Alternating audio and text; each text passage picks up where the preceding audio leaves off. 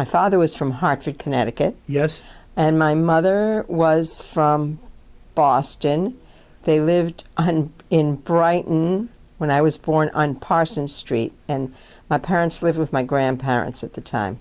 Then they moved to Woburn, and then my parents moved to Weston. My mother's mother was born in Evia. Yes. In a village called Ayos, and my grandfather was born in Galabaka, close to the Miteira in Thessaly.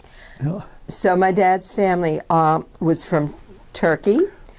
My grandfather was from the island of Prekipos, and he was taken as a prisoner when he was, I think, around 13, 14 years old by the Turks, and he fled from the prisoner, and he somehow got on a Russian merchant marine ship and came to the United States, and was always scared because he actually jumped ship here in the United States. So there was always that fear, you know. My grandmother, on the other hand, was from somewhere in Constantinople, and her family fled to Kavala, and she came to Kavala. The interesting part is that my great-grandmother, my father's mother, looked all over the world for her son and found him here in America. Unbelievable. My mother was a stay-at-home mom, but it's interesting. My mother was in the Marine Corps. She yes, Greek woman was in the Marine Corps. She was a sergeant during World War II, and she met my father, who was also in the Marine Corps. My father was in Princeton when he was in officer candidate school, and he was writing a test, I don't know, for the officer, and he said, "This is a hell of a way to fight a war."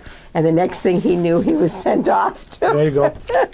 Yeah. And they met at a Vasilopita party in California. Both of them were in the Marine Corps.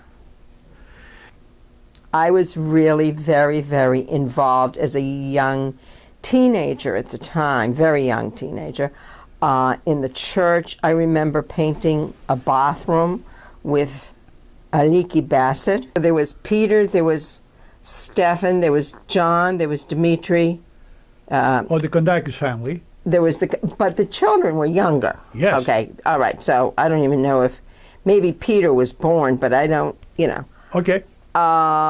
There were Diane Spear. Spear, yes. She was there. Donna Harris, Tony Deaconess. He had a brother, John, and then there was a younger brother. And I don't remember I don't recall his name. And many of these kids are still here. Yes. Yes. The Bassetts are still here. Yep.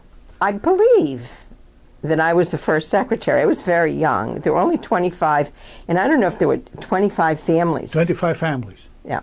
And I remember that my office was I used to go to work on Saturday. I was in school, of course. I went to work on Saturday, and there was an addressograph. In those years, they called it an addressograph. Yes, yes, yes. With the names and we had a Goya. We had a junior Goya, and we had our little dances. Yes, you did dances. What else did you do as a Goya? I think I recall that one of the first things we did, and I found it very interesting, is we went up to the seminary, Holy Cross at the time, and they had like a junior Goya retreat on a Saturday during Lent. Okay. And that was, you know, I just loved all of this. I had a passion for anything that had to do with the church. And I was a Sunday school teacher in the 6th grade.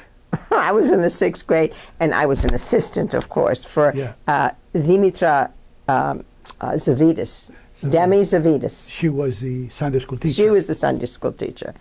And it was a kindergarten class. Okay.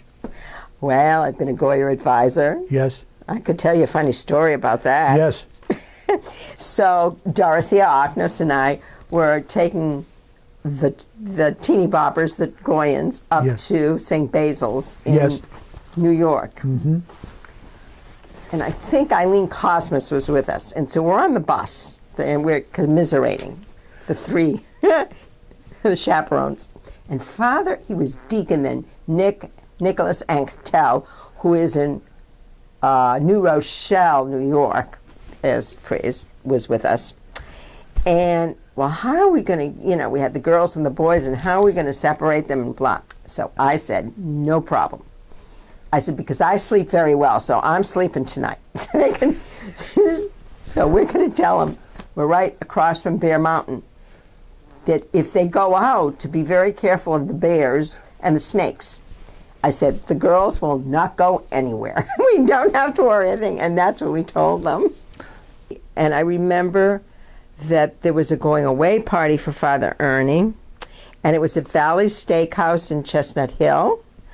And I remember standing, because we used to call him Hot Rod Ernie. I don't know why, but we did. And I remember when he was leaving, the tears were coming down my eyes. And so that was the end of an era, if you will, the first priest Yes. that was there for some term. The others were there. There was a Father Timothy, too. And he was there, but this one was long term. And then Father Gallows came. Were you married there? No, they didn't have a middle aisle. They didn't have a middle aisle. Okay, so yeah, I know.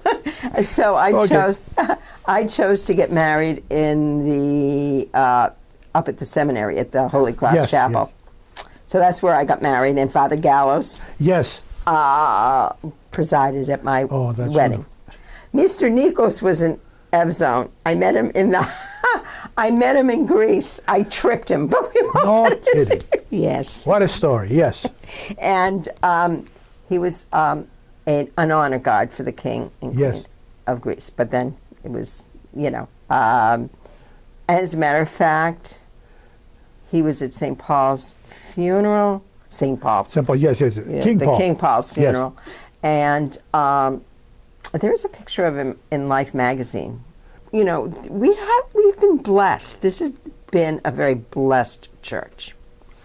I think we were one of the first churches to accept and embrace stewardship in the Orthodox Archdiocese. We were trailblazers in many ways. We work so well together. There's such a synergy between the executive board, the regular board, and it's fun. And we all work for the greater glory of God. I wish that the young ones that are coming in have a love for the church. I think that for me was my source of strength and